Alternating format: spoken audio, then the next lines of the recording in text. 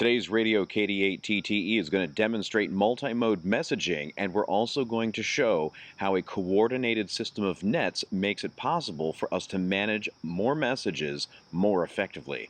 Stick around. Black one, black one.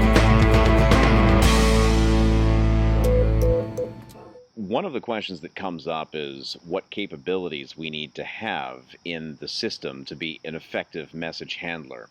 The fact is that no matter what capabilities we have, we each can play an important role in the system. As we're going to demonstrate today, we have the ability for these messages to move over any mode, and that is not an accident. It's an explicit feature of the National Traffic System and the other amateur radio relay nets. The National Traffic System's manual, section 1.2, is very clear that we are to message by whatever mode best suits the purpose at hand. During the course of the County Information Report Project 20, we got this message into my station in Bexley.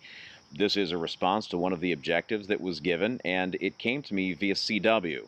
Taking a look at how this message came to be and how it got to my station is an interesting case study.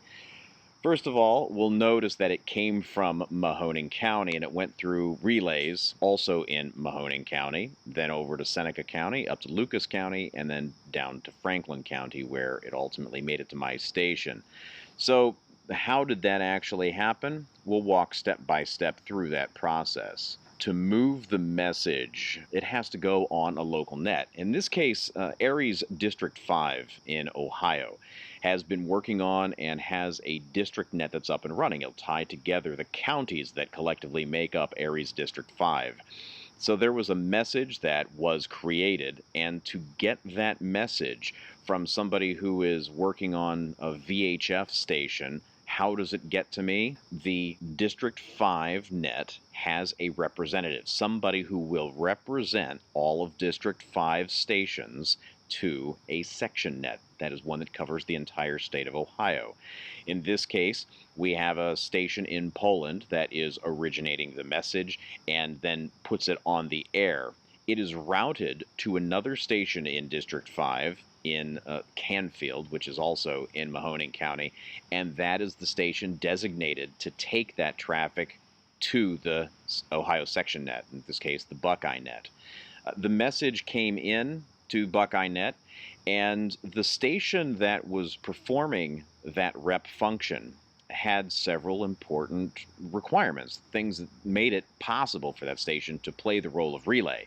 First, able to operate on VHF, no-brainer. That's how you're going to get the stuff in the first place. That's how you're going to talk with the people locally and throughout District 5. Of course, it needs to be voice capable, so they're able to join the net, they're able to list messages and to receive things digitally, in this case NBEMS, and that's how they are moving those messages within the district. So the station operator needs to be able to work VHF, needs to be able to work NBEMS, needs to be able to work voice, but the important feature of being able to go represent District 5 to the section is the ability to add HF into that mix. Any message that is in District 5 that is moving from one county to another can then stay local within District 5. They can move those messages among each other. There's no need for a section net to be involved. But when there are messages that have to go outside of District 5, that's when the rep will take that message, leave that net, go up to the section net, list the message, get rid of it, and then receive any messages that are headed into District 5. That's the role of the district rep. So that's in fact what happened. We have a station that was in Tiffin in Seneca County. Net Control directed that station to receive the message from District 5. Now, this is not where that message ultimately was going. As we showed, it was going down to Bexley in Franklin County. But I was not on that session of the net. And so Net Control wants to make sure that there is going to be an outlet so that those reps are able to unload their traffic, they're able to pick up the traffic they need to take, and then to get off of the net and back down to their district so they can continue to participate there. So an important function that's taking place there is moving the message so that those reps are able to move freely from one net to another and to keep those messages moving. Now, in this particular case, I was not going to be on that net at all, and there was no representative from District 7 who was going to be able to take that message. In this particular net, the conditions were very poor, and while there were other stations on the net, they weren't able to talk to each other very effectively, and so this turned out to be the most effective way to move things around. Sometimes the way that it will work in real operating conditions doesn't look like it would make sense if you're just looking at a map, but you have to deal with propagation and all kinds of other things that are way outside of the purview of a map. So we have the station in Seneca County is able to take that message. It's transmitted via HF with NBEMS, and now we have that station in Seneca holding the message. Seneca Station does not know how to get it to me directly, and so Net Control is going to take some extra steps to make sure that the message keeps moving. In this case, we have the Net Control operator does have the ability to get to me, and in fact knows that I will be on a later net. So rather than having the Seneca Station continue to hold it, the idea is that we're going to have the Net Control station take the traffic so that it can, again, keep moving. It's going to be the fastest way to get to me. So Seneca County station is going to transmit that up to Net Control in Lucas County. Couple of interesting things to point out, though. We're operating in the multi-mode Buckeye net, which means that we have Net Control is on the voice channel controlling the net, and we cannot have Net Control leaving the control channel to go move messages. In most cases, the way that would work is that Net Control would simply have another station take the role of Net Control so that the station that was Net Control now can act as a relay station, take the messages, and so on. Again, poor conditions, relatively few stations happened to be in at that time, so it turned out to be more effective for Net Control simply to receive the message by voice procedure on the control channel. That's what in fact happened while other stations were moving their messages on the other channels where the NBEMS transmissions were taking place. On a later net that same day, Buckeye Net was in operation, and it was the CW session. Very interesting here. The Lucas County station and my station in Franklin County were both on that later session of Buckeye Net that was a CW session. So the way that that worked is that the CW session was able to move the same message, and that happened because both of us are CW capable. The station that was holding it in Lucas County knew that my station is CW capable, knew that I'm a CW operator, so I can take that in that form, no problem.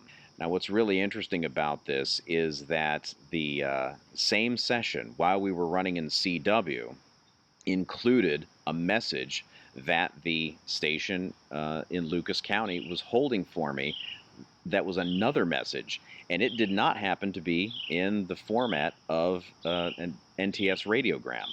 In fact, that was an ICS 213 that had been transmitted to the Lucas County station with NBEMS. It would have been possible, of course, for that station to get it formatted as an NTS radiogram to transmit it to me over CW, but of course there would be some loss there. In particular, something that we lose with voice relay as well as with CW is mixed case and punctuation and characters that can sometimes make a difference. If we're talking about URLs, web addresses, for example, it's a big deal if we're talking about a capital O or a lowercase o. And so here we are. The question is, what do we do about it? Well, again, the station that has the traffic knows that I am capable with NBEMS. So in this particular case, rather than having the net controlled by voice with the message moving by digital, the net control was taking place via CW, and we were able to move the traffic with NBEMS when I was directed to do so via CW. That's in fact what happened, and I ended up getting that message. So there's a couple of lessons that come out of this that we really want just to focus on real quick. Number one is that the traffic system is unified. There's no such thing as a CW system, a voice system, a digital system. It's all one system, and these all connect together. We have scalability, that is the ability to move many messages in a shorter amount of time by moving many messages at once through our coordinated system of nets. We also have time shifting, that is, not all stations need to be on every net every time. We have the ability for representatives to receive messages for stations that don't happen to be on at the moment. We also then have these reps are playing a critical role of tying the system together. So reps can be in a role because they have the ability to move between modes like voice and digital, or voice and CW, or CW and digital. They can also be reps because of geography. That is to say that they are able to work within a county and then turn around and work within a district. They can also represent a district up to a section, and those stations are critical. They tie the system together. Now, that does not mean that you have to be able to operate every single mode and that you need to be able to operate every single band to be useful. Many times we have stations that need to get into an EOC or get to a shelter or get to some place where they're not going to have all of the space that they want. They might need to be field expedient. Those stations are valuable. If they are able to communicate with any other station that is going to be on the same frequency but not on the same site, then those stations play an important role. It is the role of the net and the other stations that are in that net to support that station that is forward, if you will, the one that is in the field, and that's how the station is going to continue to support that agency, that shelter, or whatever that operating position happens to be. All of us, no matter what our capabilities, no matter what our role, are part of a team that is unified and performs the critical functions of origination, relay, and delivery of messages.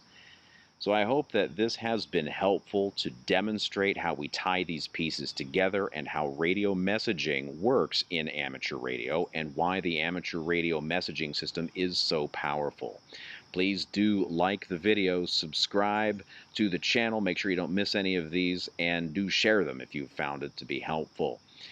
Ask questions, send comments, glad to work with you. This is Radio KD8TTE, out.